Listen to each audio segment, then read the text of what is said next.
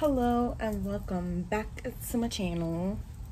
Eek! Cringe. Okay, it's been a while since I did a video. I did vlog some of my vacation, but yeah, in this video I'm not vlogging, and I am gonna show you my top 5 books I want to read before the summer's over.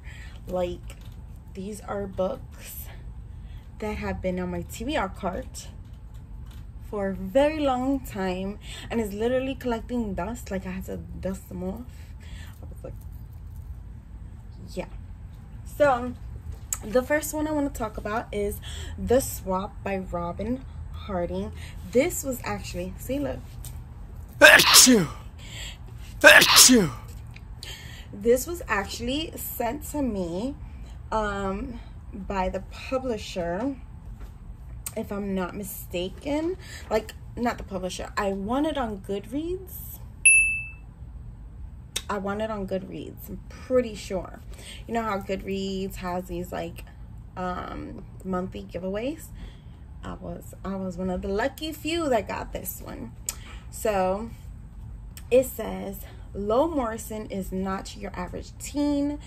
You could blame her hippie parents or her looming height or her dreary hometown on an island in the Pacific Northwest. But whatever the reason, Lo just doesn't fit in, and neither does Freya, a beautiful, once famous social media influencer who now owns the local pottery studio.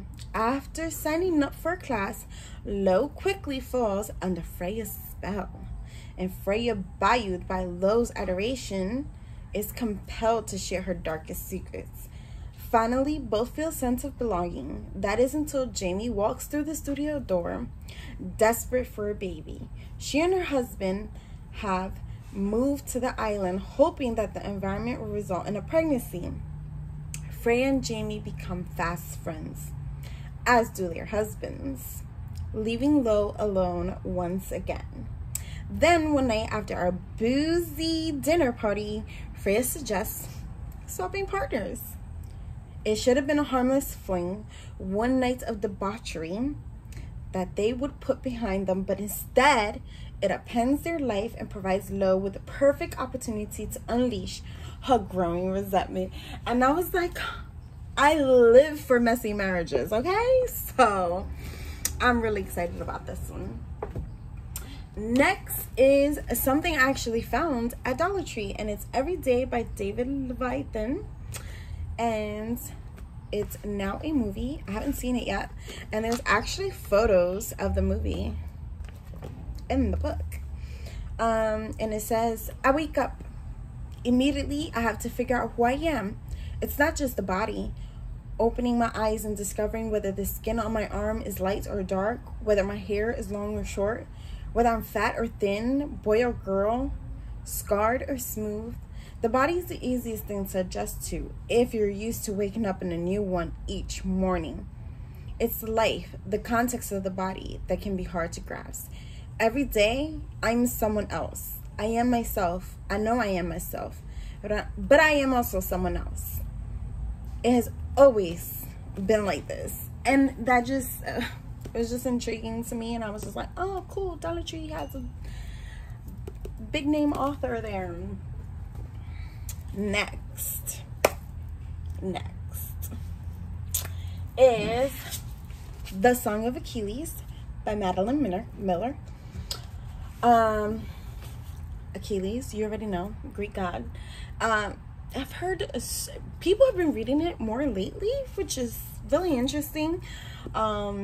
I actually bought this over the winter because it was like so hyped, and people are still reading it and are like 5 stars. They can't even describe the feels, the cries, the tears, and I'm like, stop. Like, and then look, it has pictures of all the gods: Athena, Chiron, Thetis, Achilles, Agamemnon, Braces, Diomedes, Hector, Menelaus, Odysseus, Peleus, Priam, Virus. It is so interesting. I don't even know if I said all of them was right. It's been a while since I've been in school and studied Greek mythology. Next is a book. I picked it up out of my TBR cart because of everything that was happening in Cuba. And I was like, yes. The Cuban Affair by Nelson DeMille. I actually found this book at Ollie's, and look, it has the map of Cuba and the Bahamas. I was like, it's so gorgeous.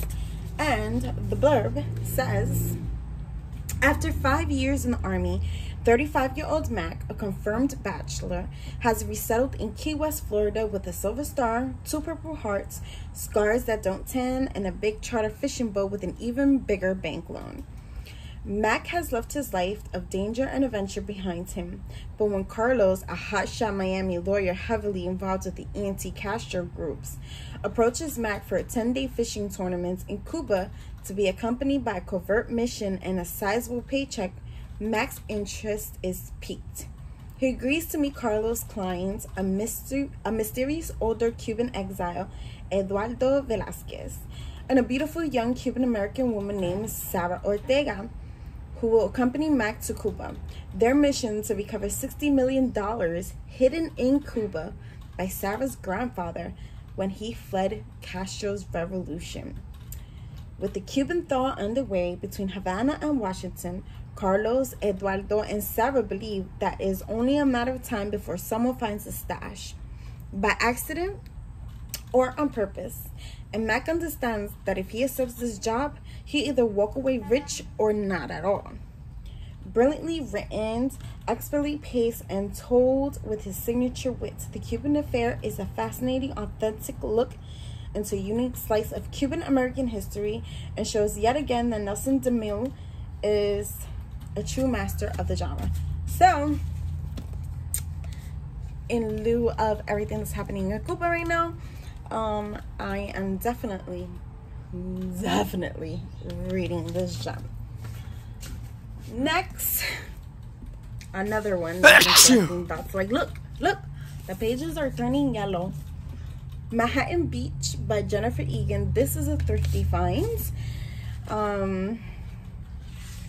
And you know, I'm from New York, so we love a book with a map in it.